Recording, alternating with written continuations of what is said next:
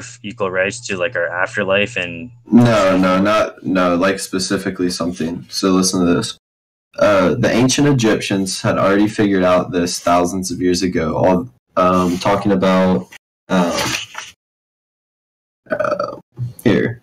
So you must remove the beam in your own eye before you concern yourself with the mote in your brother's. And in this way you strengthen your own spirit so it can tolerate the burden of existence and rejuvenate the state. The ancient Egyptians had already figured this out thousands of years ago, although their knowledge remained embodied in dramatic form. They worshipped Osiris, the mythological founder of the state and the god of tradition. Osiris, however, was vulnerable to overthrow and banishment to the underworld by Set, his evil, scheming brother. The Egyptians represented in story the fact that social organizations ossify with time and tend towards willful blindness. Osiris would not see his brother's true character, even though he could have. Set waits and at an opportune moment attacks. He hacks Osiris into pieces and scatters the divine remains through the kingdom. He sends his brother's spirit to the underworld and makes it very difficult for Osiris to pull himself back together. Fortunately, the great king did not have to deal with Set on his own. The Egyptians also worshipped Horus, the son of Osiris. Horus took the twin forms of a falcon, the most visually acute of all creatures, and the still famous hieroglyphic single Egyptian eye, as alluded to in Rule 7. Osiris, in tradition, aged and willfully blind. Horus, his son, could and would, by contrast, see. Horus was the god of attention, and that is not the same as rationality. Because he paid attention, Horus could perceive and triumph against the evils of Set, his uncle, albeit at great cost. When Horus confronts Set, they have a terrible battle. Before Set's defeat and banishment from the kingdom, he tears out one of his nephew's eyes. But the eventually victorious Horus takes back the eye. Then he does something truly unexpected. He journeys voluntarily to the underworld and gives the eye to his father. What does this mean? First, that the encounter with malevolence and evil is of sufficient terror to damage even the vision of a god. And second, that the attentive son can restore the vision of his father. Culture is always at a near-dead state, even though it was established by the spirit of great people in the past. But the present is not the past. The wisdom of the past thus deteriorates and becomes outdated, in proportion to the genuine difference between conditions of the present and the past. That is the mere consequence of the passage of time and the change that passage inevitably brings. But it is also the case that culture and wisdom is additionally vulnerable to corruption, to voluntary willful blindness, and Mephistophelian intrigue. Thus, the inevitable functional decline of the institutions granted to us by our ancestors is sped along by our misbehavior, our missing of the mark in the present. Are you done? Yeah. That's the section with like Osiris and Horus and like what the Egyptians knew. One of the three key words to that whole fucking section. What do you think? So first key wording is the willful blindness of the masses. Yeah. Yeah. I think that's really important. The second key wording is throughout time we can even the terror and fear can even affect the vision of a god and impact all of us. It's the second key word. The third key wording, it doesn't matter. It was the very last thing you said that anybody that understands this can still miss their mark. Yeah, it's sped along by our misbehavior. Wanna know why those are the three key points of wording? Because everything you just said contradicted the original meaning of Osiris. Number one, Osiris never turned a blind eye to his brother. He was never lost in the control of the masses. Osiris is originally the god of rebirth, the bringer of life and spring. The reason he did this is because due to his love of life and caring, he could not harm his brother. But due to the life of rebirth, he was the god of death. So to become both, he had to die, but he was willing to sacrifice the cycle because he knew his brother lost his track. This is where he's saying his son can now become the path to find the new future. This is all prophesized, and this is the cycle of rebirth and death. To control the both, Set had the option to go down with him or take the other path to overpower him. This is basically, if he attacked Set first, he would lose of all who he was because he broke the cycle of rebirth and death. And he lost the trust of, he would have gone with the mob mentality to defend himself instead of the greater cause. Because in the end, his son rised up and caused a new future. Through losing of the mark of the masses, what the Egyptians believed in Osiris through all else and not the Set for a reason. Due to that definition from George, whatever his name is he believes that we are going along the path where people can be corrupted by social media and we will typically miss the mark. The fact that he's recognizing that and not, he's still agreeing that we will miss the mark. That is missing the mark in itself and accepting it. He's becoming a part of the mass. Why aren't we changing it?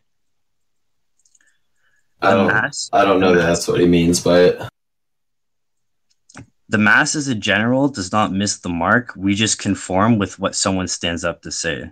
No, he's talking about how human nature is suffering and failure, and our existence is the way the Mystics put it, existence is pain, right? Existence is it's continual suffering and renewal and growth, and like exactly what we were talking about earlier. But he's talking about how we sin. We fall short because we sin against one another. We do things that are... I hate that term. The 7 deadly sins are actually the key to humanity, of freedom, and true life. When people say pain is life, you can't have just pain. The key to life is living in happiness. If you have pain, you need the balance. But suffering is inevitable. You can't have one without the other. Suffering causes happiness. Without happiness, you can't have suffering. But the 7 deadly sins, what they represent, want to know why there's 7 deadly sins? These are the things that will destroy humanity, but these are the things that will save humanity. Pride. Pride is ambition to achieve new goals and be better people than who we are. Greed. Say ambition is ambition. No, sorry. Pride is we think we're better. Pride is the only thing that will challenge us to become better, stronger than others. Greed is ambition. We want more. We want to achieve more. So we strive to be better. We want to succeed in new goals. Wrath. Wrath is our anger. You know what? That may be a downside, but this is how we can win against every other race and species. When we go all out. Envy. Envy is jealousy. Without envy and jealousy, how would we ever feel bad or want to help someone else that we care about? Sloth. Sloth is the key to technology. Technology only prospers due to our laziness. And what's the last one? Wrath, pride, envy, greed, sloth.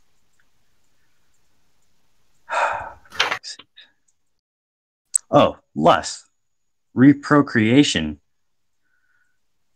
It's our biggest downfall because we're overpopulating, but it's the main way we conquered every other species. The 7 deadly sins are the key to survival, but they're our greatest weakness. That's why we're the embodiment of chaos. This is what humanity is. We're yin and yang. We are the 2 wolves inside each other. We do not have the balance.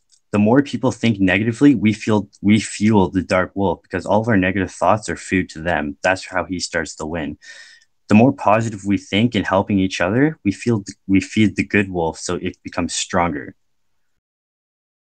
Why do you think thoughts have power? It's the law of attraction. It's quantum entanglement. It's fucking Albert Einstein's theory that energy cannot dissipate. Every thought creates energy through neurons. That energy cannot dissipate. It has to go somewhere. This is where karma is formed. This is string theory. quantum entanglement. By the way, how's your business thing going? Because now it's 1 o'clock, and I don't want to keep talking about random shit if you have to do. It's only noon here.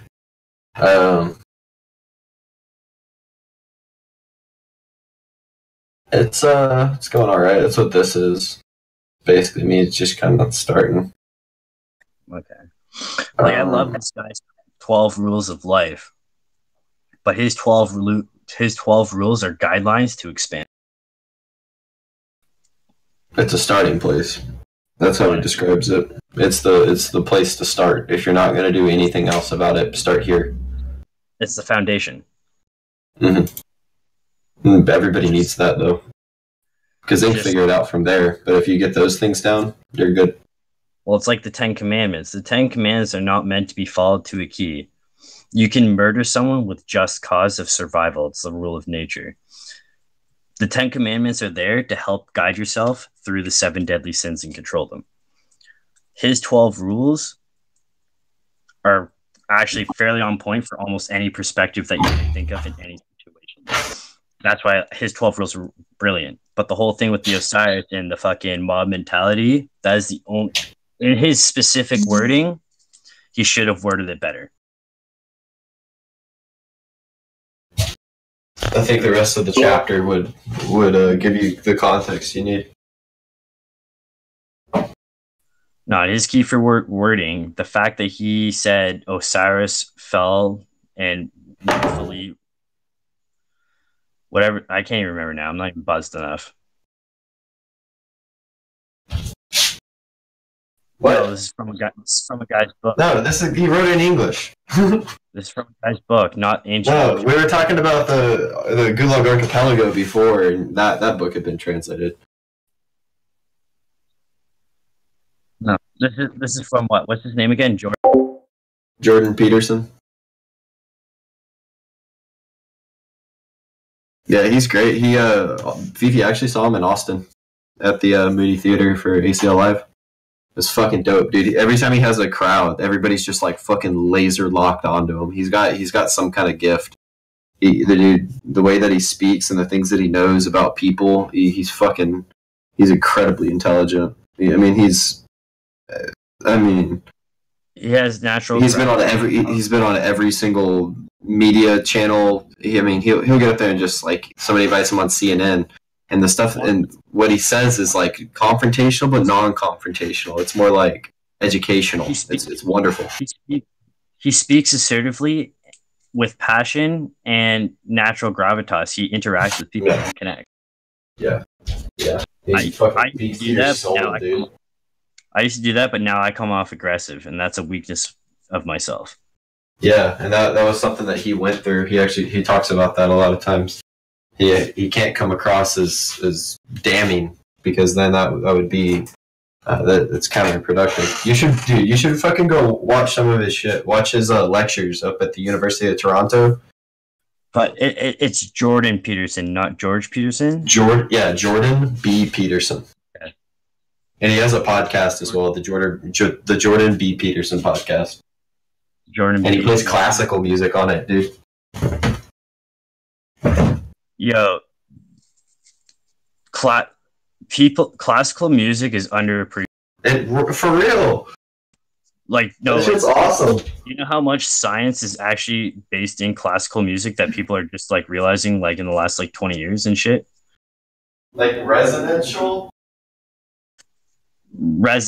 fucking psychological. The reason why it's psychological is because it's resonantial, creating certain fields. Yeah, dude, that's fucking cool. Like fucking what was it? Beethoven was the deaf motherfucker. This makes it. A lot of his music actually resonates specifically with people to make them feel certain ways and help certain feelings. But that makes sense because he's a deaf motherfucker. How the hell else was he supposed to feel it? Right.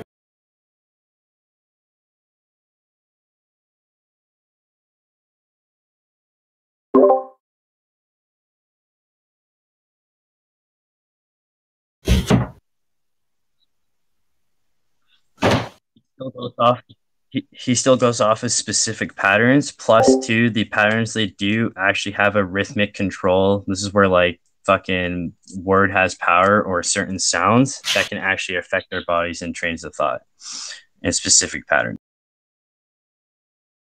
A resonating chamber is almost formed.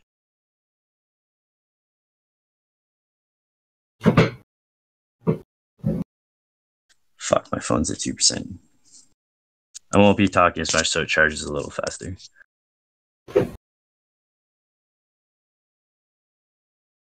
I think I'm gonna go with the blue get up today. I'm gonna go with my navy blue pants, with my light blue shirt, with my navy blue vest,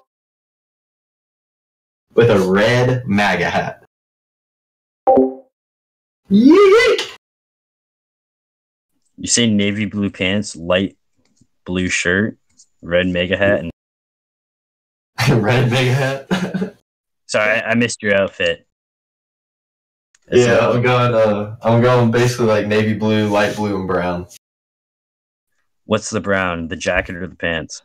The inside of the vest and the watch and the boots. So you have a navy blue vest, a light blue shirt, and navy blue pants with brown shoes, inner brown vest, which won't be really seen except for along the fucking arms and possibly if it's open, and brown. It's got like it's got little trims on.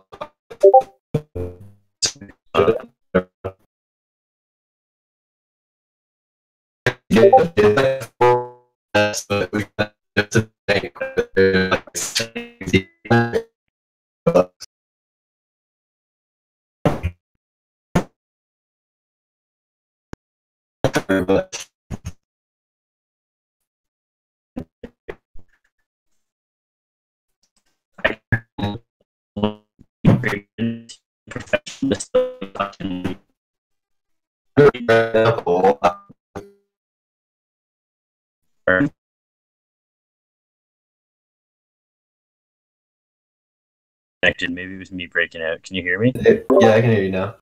Okay, I can hear you fine now too. Fifi fixed that bullshit. Fifi didn't do anything. Fifi's eating Cheetos.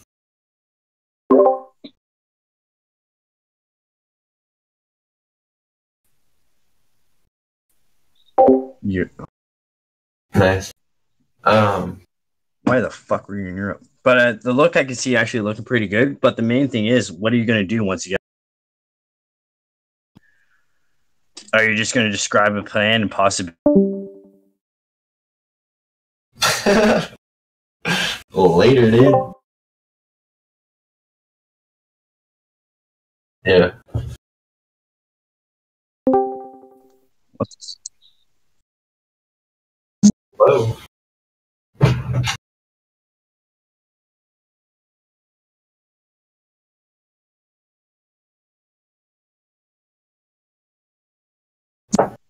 So, like, are you just going to describe possibilities of what you're going to do when you get there? Like, you got a game plan? Kinda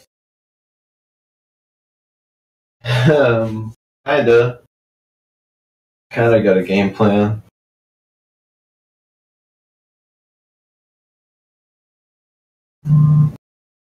I still think you should offer the idea that we went through.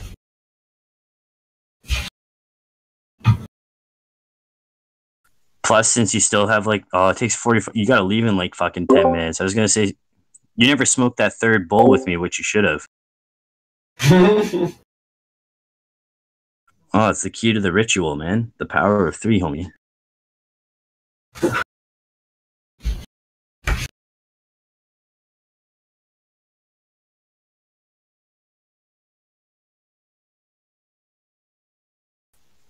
But yeah. Like, I wouldn't do... You can do something... Do it. Tell our brother you set up.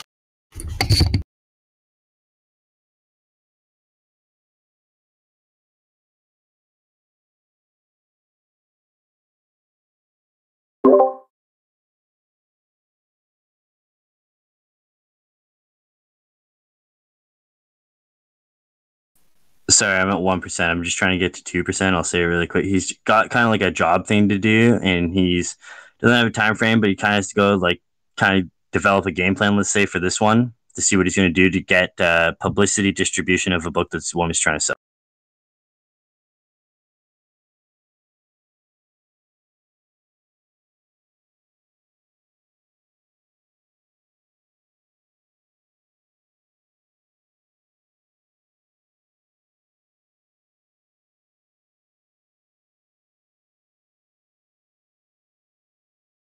Kat was in here too.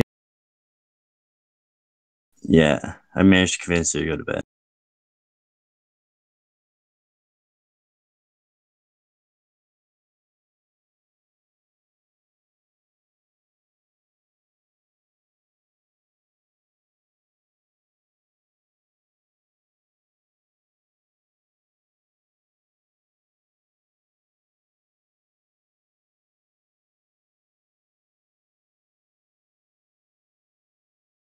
I don't know. Even she brought up that like you guys could like say she's like a chick version of myself. Even if that's true though, let's be honest though, I'm more outspoken and fucking open. Like I'll expand so much more on things. So if me and her were in the same podcast, we would have similar ideas. So she would just be like an expansion off myself, except for the odd time she'd be like some fucking random ass idea where I'd be like, holy fuck. Or I would just mishear. That happens a lot with her. Actually, you know what? It would be a decent podcast. How much I mishear her.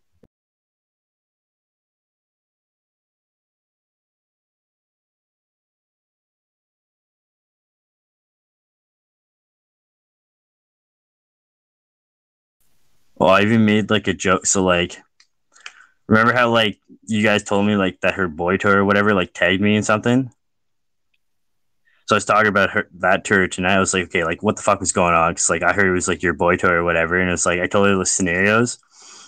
I was like, one of the possibilities was like if you saw like my sombrero dick pic on your phone or something, and apparently like, he's like bi or something. I was like, if he was into it, I would have made a joke, be like, yo, just 'cause he's wearing a sombrero, this isn't no fucking taco buffet for you, brother. I said it better than that the first time, but fucking Kat was like killing herself laughing. She's like, fuck, that was good. I'm like, yeah. What? She didn't tell me that. Well, if the fire alarm goes off, doesn't mean she almost burned down her house. Fire alarms go off. If you have a proper fire alarm, they're supposed to go off for almost like nothing.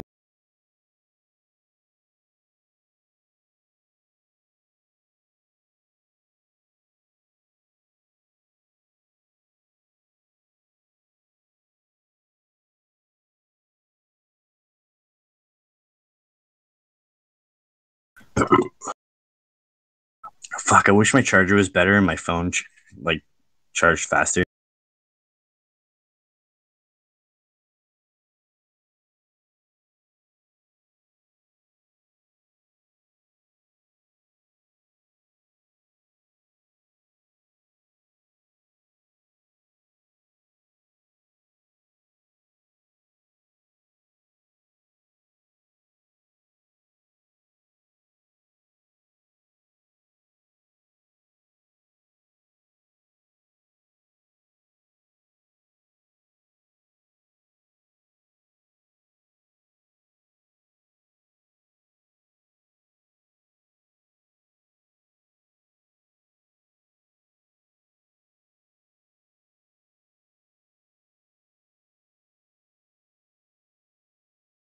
He's probably on.